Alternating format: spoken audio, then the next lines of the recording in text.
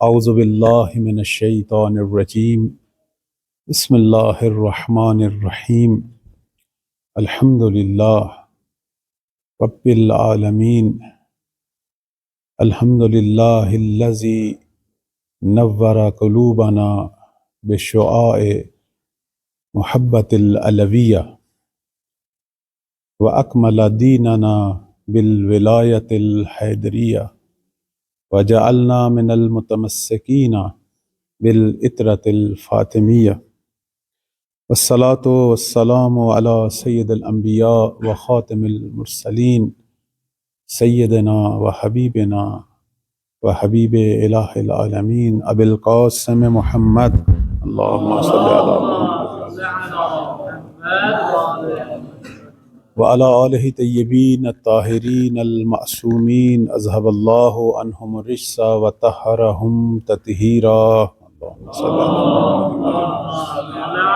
محمد سیما بقیت اللہ العظم فی الارضین اللہم اجل ولیک الفرج اما بعد فقال سیدتنا فاطمہ زہرا سلام اللہ علیہا قد اطلع الشیطان رأسہ من مغرزہ ہاتفا بکم فألفاکم لدعوتہ مستجیبون لحطاف الشیطان الغوی صلوات پڑھیں بر محمد و آل محمد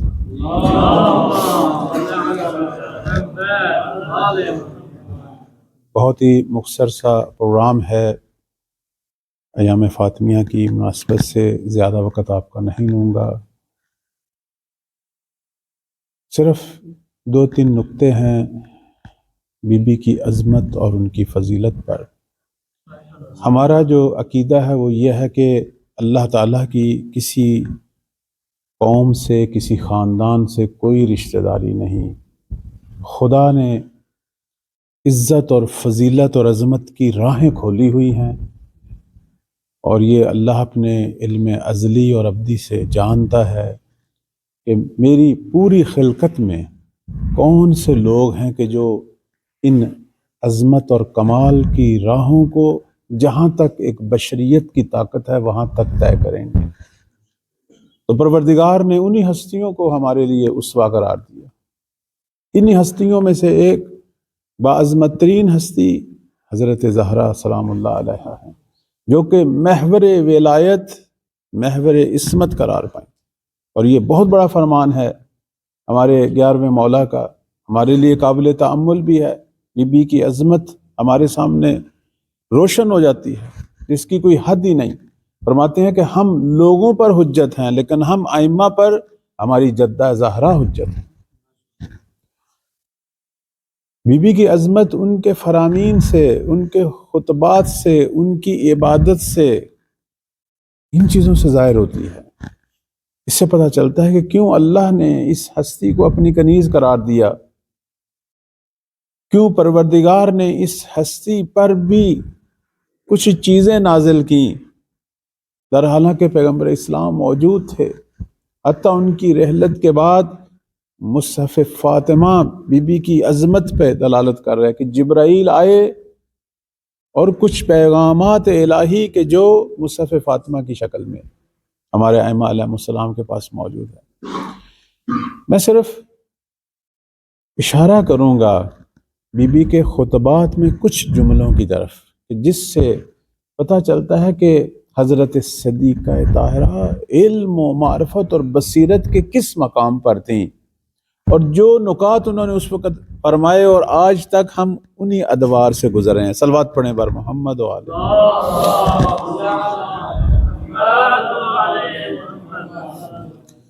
2 چیزیں بی بی نے روشن کی اس وقت، یعنی مسلمان امت کا جو حال ہے وہ بی بی کے خطبہ فدکیہ سے واضح ہو گیا۔ وہاں بتا دیا حضرت صدیقہ طاہرہ نے کہ تم لوگوں کی حالت کیا ہے.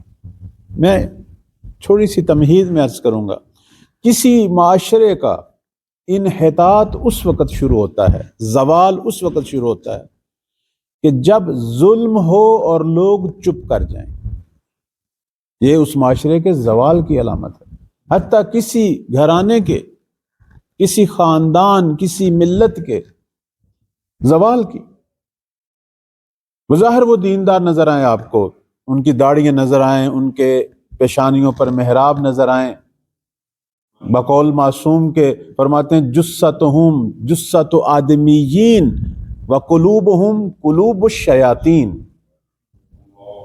یہ لوگ ایسے ہوتے ہیں چونکہ اگر دلوں میں درد ہوتا حق کا پھر یہ کبھی بھی نہ بیٹھ پاتا.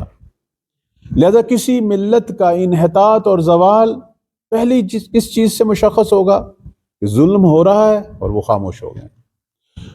اور پھر دوسرا نقطہ وہ یہ ہے کہ کوئی بھی حق بات کہنے کی جرأت نہیں رکھتا.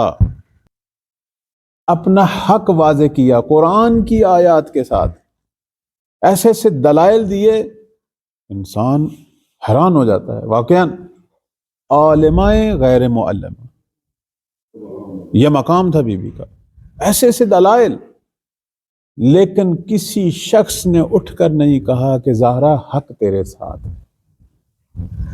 اس سے بی بی نے واضح کر دیا کہ میرے سامنے جو لوگ بیٹھے ہیں مردہ ہو چکے ہیں، یہ شیطان کے مد مقابل شکست قبول کر چکے ہیں.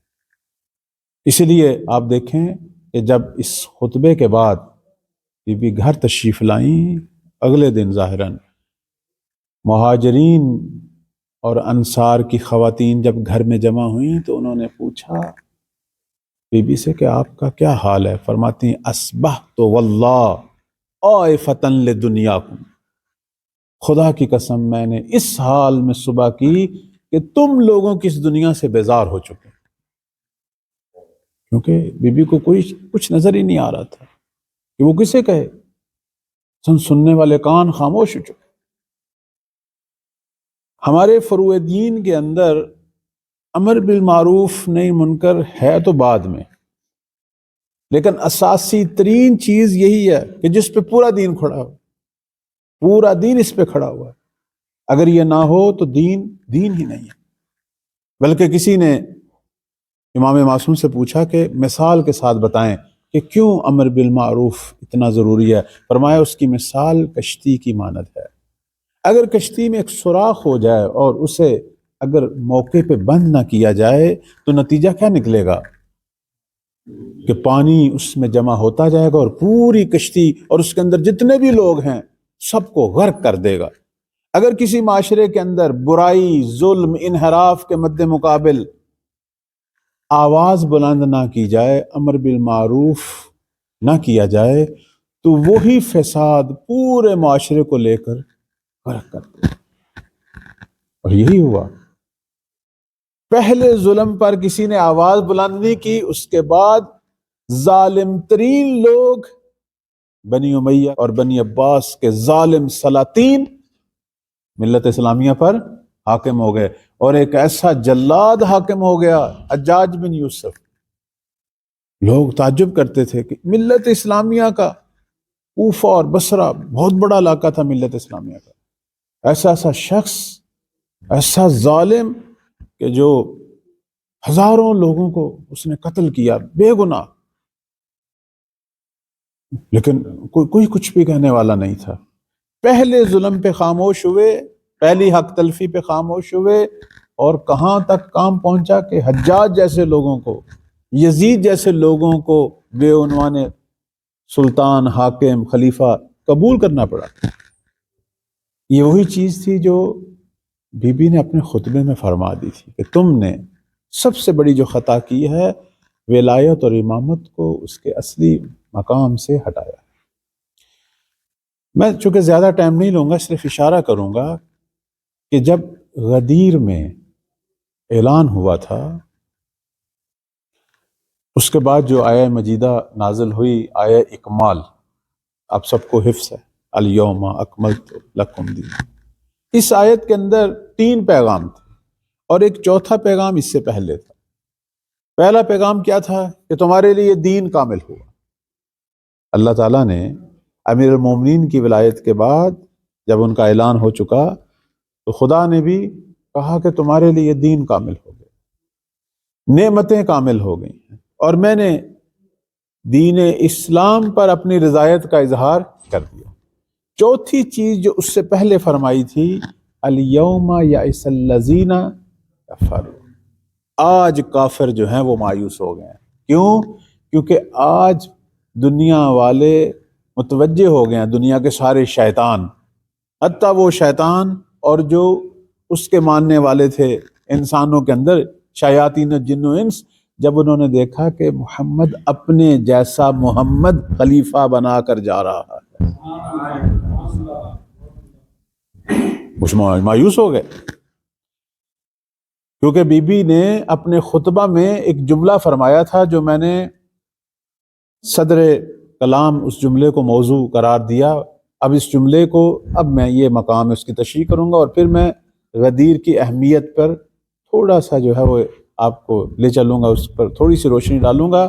اس کا تطابقت ہم نے کرنا ہے۔ بی بی نے خطبے میں فرمایا تھا، میں نے پہلے بھی عرض کیا تھا اپنے بزرگوں کو، عزیزان کو، بے پناہ فضائل ہیں بی بی کے، لیکن کچھ چیزوں کو ہم چھوڑ چکے ہیں پڑھنا۔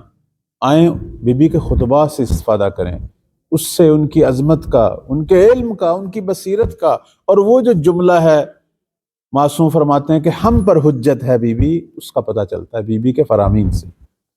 حضرت صدیقہ نے فرمایا، بڑا جملہ توجہ فرمائے، کہ جب یہ سارے واقعات ہو گئے، حق نہیں دیا گیا، گھر پہ حملہ ہوا، یہ سب کچھ ہوا، اس وقت بی بی نے خطبہ دیا، اس میں فرمایا قد اطلع الشیطان رأسہ من مغرزہ۔ اب اس جملے کو آپ تھوڑا سا توجہ فرمائیں گے، کتنی بڑی حقیقت سے پردہ اٹھائے۔ فرماتی ہیں وہ شیطان جو میرے بابا کے زمانے میں، وہ ابلیس جو میرے بابا کے زمانے میں اپنی کھو میں گھسا ہوا تھا، تم نے اب جو حرکتیں شروع کی ہیں اس نے بھی کھو سے، اپنے سوراخ سے اپنا سر نکال لیا ہے۔ شیطان جو ہے اس نے تو قسم کھائی ہوئی ہے، قرآن مجید میں آیا، اس نے قسم کھائی ہے پروردگار کی، فبعزت کا، اللہ کی عزت کی قسم کھائی ہے کہ میں تیرے بندوں کو گمراہ کروں، ہاں مخلصین پہ میرا وار نہیں چلے۔ اور یہ شیطان اتنا پلید ہے کہ یہ صرف عام انسانوں پر حملے نہیں کرتا، یہ نبیوں اور ولیوں کے پاس بھی جاتا ہے، ان کو بھی گمراہ کرنے کی کوشش کرتا ہے۔ لیکن یہی شیطان عصر رسالت میں، ہمارے پیغمبر اسلام کے زمانے میں مجبور ہو کے اپنے سوراخ میں گھس گیا تھا، چونکہ جب بھی اس نے کوئی بحران پیدا کرنا چاہا، پیغمبر اسلام نے اس بحران کو ختم کر دیا۔ نتیجتاً شیطان کا کوئی وار کارگر نہیں ہوا، آخر وہ مایوس ہو کے چلا گیا۔ اب یہاں اگر ہم یہ چاہتے کہ، اور خدا بھی یہی چاہتا کہ شیطان اسی طرح اپنے بل میں گھسا رہے اور اسے دوبارہ فتنہ اور بحران کا موقع نہ ملے، تو اسی پیغمبر کے بعد جو سلسلہ ہے وہ اسی پیغمبر جیسا ہی ایک سلسلہ شروع ہو تا قیامت۔ اب ظاہر نبی تو نہیں آ سکتے تھے، لیکن جنہوں نے آنا تھا وہ علم میں نبی کی مانت، بصیرت میں نبی کی مانت، وہ اپنے عمل میں پیغمبر کی مانت، تمام صفات میں پیغمبر کی مانت ہونے چاہیے تھے۔ ہاں صرف وہ حامل وحی نہیں ہیں، ان پر وحی نہیں آ سکتی، ورنہ کوئی فرق نہیں ہے ان کے اور پیغمبر کے درمیان، اپنی صفات میں کوئی فرق نہیں ہے۔ اس لیے آپ دیکھیں کہ جب امیر المومنین چھوٹے سے تھے اور پیغمبر اسلام کے ساتھ جب گئے اس غار میں، غار حرا میں، اور وہاں پہلی دفعہ جب وحی آئی، اب تربیت، پیغمبر کی تربیت کا اثر دیکھیں۔ امیر المومنین کی تربیت ہمارے پیغمبر نے کی ہے، پروردہ پیغمبر ہیں، لیکن اثرات دیکھیں، معلم کی تربیت ایسی ہونی چاہیے، تربیت کے اثرات ہونے چاہیے۔ پہلی وحی آئی پیغمبر پر تو امیر المومنین کا نہج البلاغہ میں جملہ دیکھیں، فرماتے ہیں قد سمعت رنۃ الشیطان، میں نے بھی شیطان کی چیخ سنی۔ البتہ کیسے؟ پہلے کہتے ہیں میں نے ایک چیخ سنی، پیغمبر سے میں نے پوچھا کہ ما ہی رنہ، یہ چیخ کیا ہے؟ انہوں نے کہا یہ ابلیس کی چیخ ہے، آج مجھ پر وحی آئی ہے تو وہ اپنی عبادت سے مایوس ہو گیا۔ اس کے بعد پیغمبر نے امیر المومنین کو دیکھ کے کہا یا علی انک تسمع ما اسمع، علی تو وہی سنتا ہے جو میں نبی سنتا ہوں، وَتَرَى مَا أَرَى، اور تو بھی وہی کچھ دیکھتا ہے جو میں دیکھتا ہوں، إِلَّا أَنَّكَ لَسْتَ بِنَبِيٍّ، لیکن علی میرے اور تیرے درمیان صرف ایک ہی فرق ہے کہ تو نبی نہیں ہے لیکن تو میرا وزیر ہے۔ اب آپ یہاں دیکھیں پیغمبر اسلام فرما گئے کہ میرے اور علی میں یہی فرق ہے، ورنہ جو کچھ میں اس عالم ملکوت میں دیکھ رہا ہوں، جو اس کائنات میں سن رہا ہوں، وہ علی بھی سن رہا ہے۔ ضروری تھا کہ اگر شیطان کی چیخیں جاری رہیں اور وہ اپنے سوراخ میں گھسا رہے، ضروری تھا کہ پیغمبر اسلام کے بعد ان کا وسیع کہ جس کے ہاتھ میں زمامی امور ہیں وہ بھی پیغمبر کی ہی مانند ہو۔ اللہ اکبر، یا رسول اللہ، یا الہی، اللہم صلی اللہ محمد۔ اسی لیے تو غدیر میں جب امیر المومنین کی ولایت کا اعلان ہوا تو پروردگار نے فرمایا کہ یہ صرف علی کی ولایت کا اعلان نہیں ہوا، الیوم یئس الذین کفروا، اہل کفر پر بھی تاریکیاں چھا گئیں، وہ بھی مایوس ہو گئے۔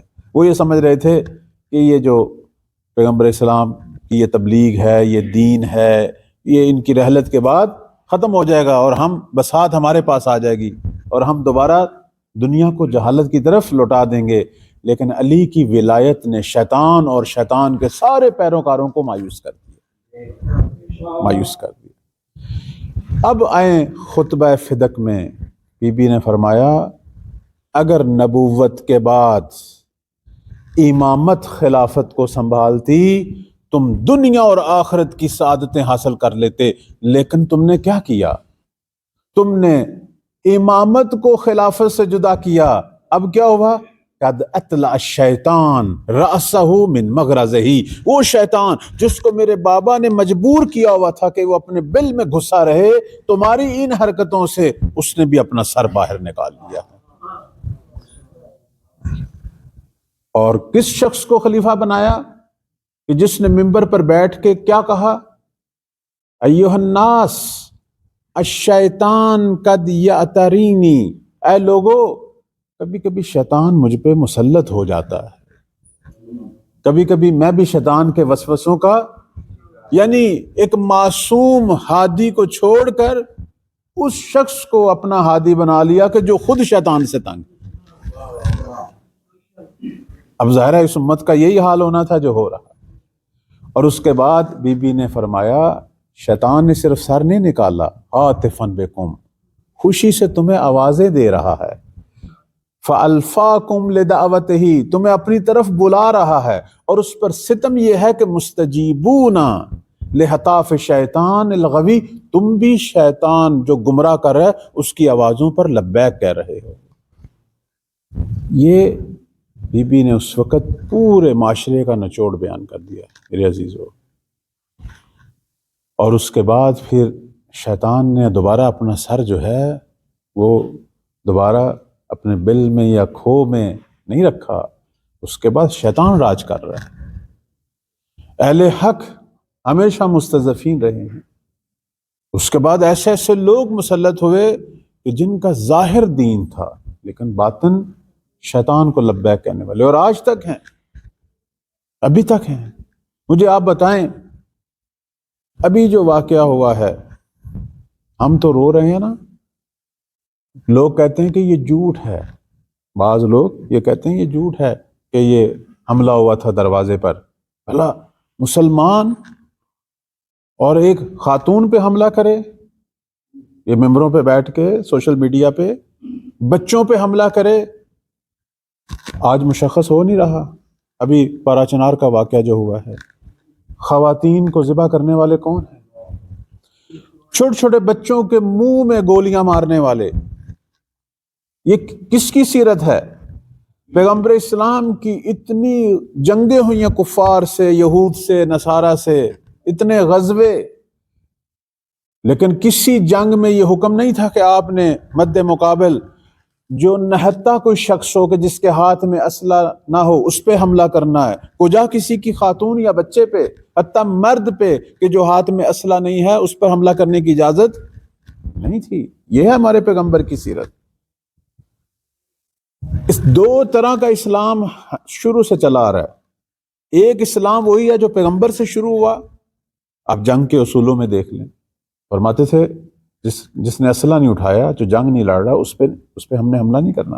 اور وہ اسی کو آگے امیر المومنین نے اپنے زمانے میں بھی اسی اسلام کو آگے بڑھایا. جب جنگ صفین کے لیے جا رہے تھے، فرمایا تھا کہ عام لوگوں کو نقصان نہ پہنچے، عام لوگوں کو کوئی نقصان نہ پہنچے. جو لڑ رہا ہے صرف اسی سے ہماری لڑائی ہے، باقی ارد گرد کے جو لوگ ہیں ان سے ہماری کوئی لڑائی نہیں ہے. حتیٰ فرمایا کسی کے گھر پہ حملہ نہیں کرنا، فرمایا کسی کے کھیت کو استعمال میں نہیں لانا بغیر اجازت کے، بغیر اس کی مقدار اس کو پیسے کے دیے بغیر. یہ ہے اسلام. اس وقت جو ولی امر مسلمین ہیں، جب میزائل پھینکے جاتے تھے اور میزائل جب بنے تھے، اس وقت بھی انہوں نے یہی پوچھا تھا کہ یہ میزائل دقیق طور پر بنائے جائیں جو صرف دشمن کے وہ لڑاکے فوجی مراکز پہ حملہ کرے، ارد گرد کے عام شہریوں کو نقصان نہ پہنچائیں. یہ اسلام ہے اصل میں. اور وہ جو آج مسلمان بچوں کو فرقے وارانہ تعصب پر مسلمان خواتین کو ذبح کر رہے ہیں، بچوں کو مار رہے ہیں، یہ وہ دوسرا اسلام ہے کہ جو رحلت پیغمبر کے بعد شروع ہوا. اس وقت کا طرز عمل اسی کو آگے بڑھایا جا رہا ہے. اور پھر اس کے آثار صرف وہی نہیں تھے، کربلا میں بھی دیکھے گئے، بعد میں بھی دیکھے گئے. جب بھی دشمنان اہل بیت نے اسلام کا اظہار کیا ہے تو وہ تکفیریت کی شکل میں، وہ کفر کی شکل میں سامنے آیا ہے، پیغمبر اسلام کے اسلام محمدی کی شکل میں سامنے نہیں آیا. میں صرف بس اختتام پہ آتا ہوں. بی بی نے، حضرت صدیقہ طاہرہ نے اپنی تمام کوششیں کی، اور یہ ہمارے لیے درس ہے. وہ کس عالم میں تھی، وہ میں اور آپ اسے درک نہیں کر سکتے میرے عزیزوں، میرے بزرگوں. وہ کس درد میں تھیں، میں اس جسمانی درد کی بات میں کر ہی نہیں سکتا. لیکن میں ایک چیز کو دیکھ رہا ہوں کہ بی بی کا جو روح کا درد تھا وہ ان کے بدن کے درد سے زیادہ تھا. یہ میں دیکھ رہا ہوں روایات میں. 400 کے قریب مہاجر اور انصار کے گھروں میں راتوں کو جانا یہ کوئی عام بات نہیں. اور کون جا رہی ہے؟ وہ زہرا جس کا پہلو زخمی ہو چکا ہے، جس کا ہاتھ کی ہڈی ٹوٹ چکی ہے، وہ زہرا جا رہی ہے. میں صرف ایک واقعے کی طرف اشارہ کروں گا. یہ واقعہ جناب معاذ ابن جبل کا واقعہ ہے، صرف تھوڑا سا اشارہ کروں گا.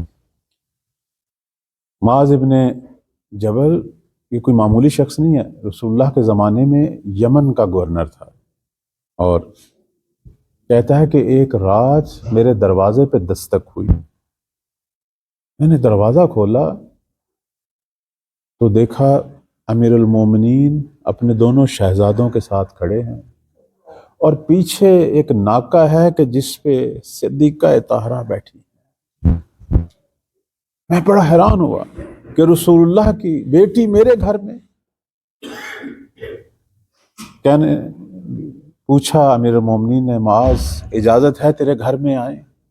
کیوں نہیں، بسم اللہ. دروازے کھول دیے. اور پھر خود بیان کرتا ہے کہ میں نے دیکھا دونوں شہزادے ماں کو کندھوں سے سہارا دیتے ہوئے لے کے آ رہے. یہ جناب معاذ نے نقل کیا. بی بی اپنے قدموں پہ صحیح طریقے سے چل بھی نہیں سکتی تھی، کندھوں کا سہارا. دائیں طرف امام حسن مجتبیٰ نے سنبھالا ہوا اور بائیں طرف سے سید الشہداء لے کے آ رہے ہیں گھر میں.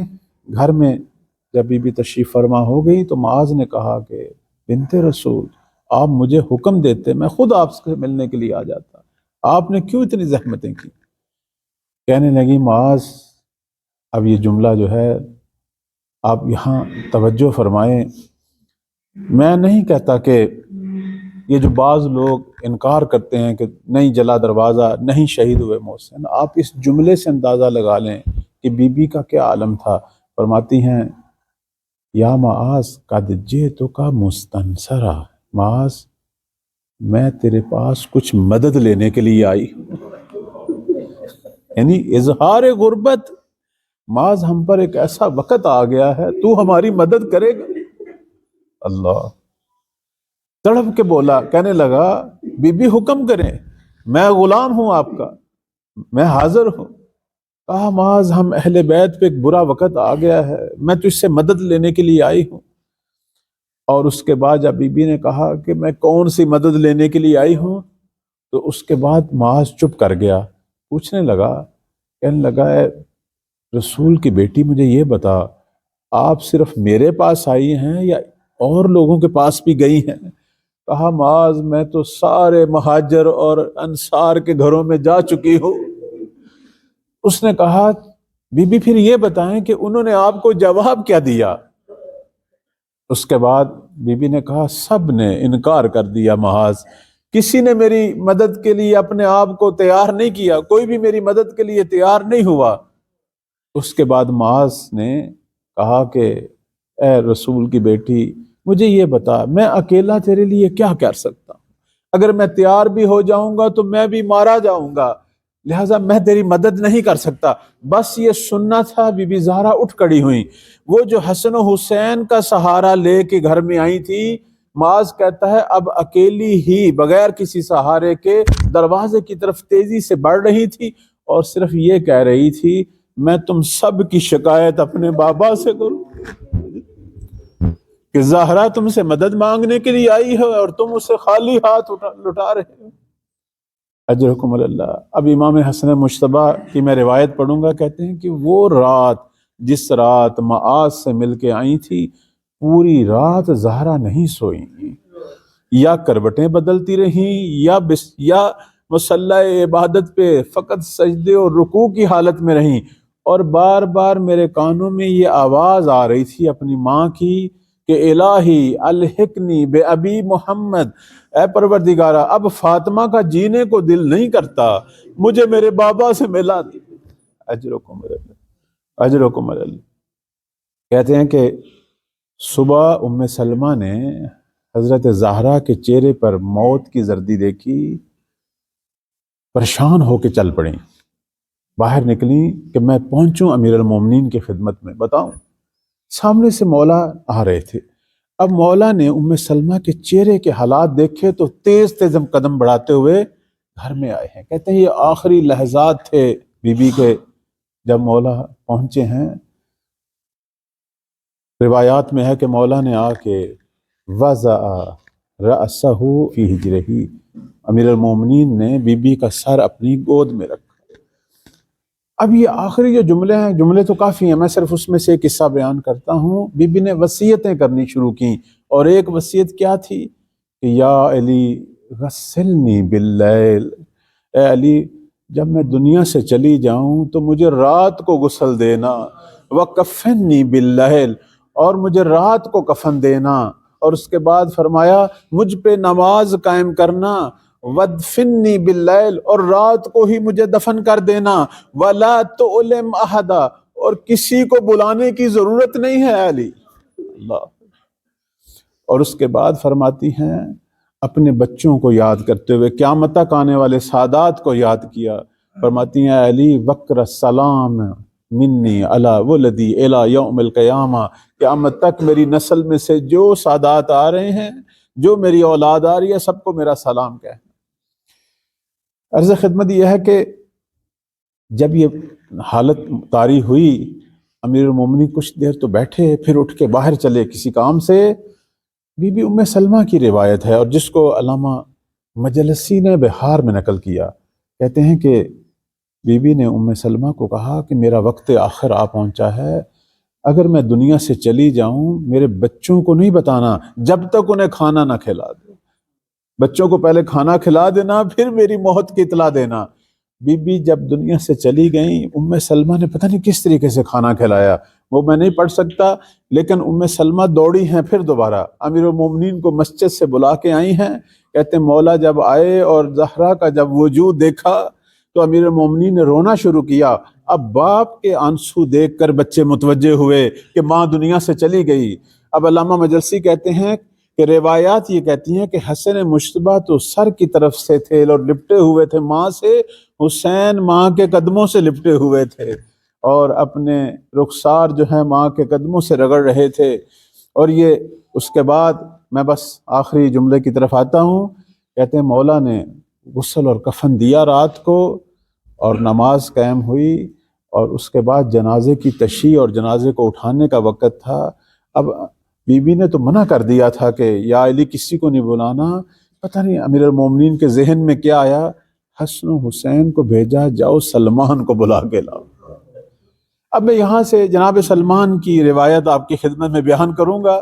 حضرت سلمان کہتے ہیں کہ آدھی رات کو دستک ہوئی میرے گھر میں نے جب گھر کا دروازہ کھولا تو دیکھا دونوں شہزادے حسن و حسین کھڑے ہیں اور ان کی آنکھوں سے آنسو بہہ رہے ہیں۔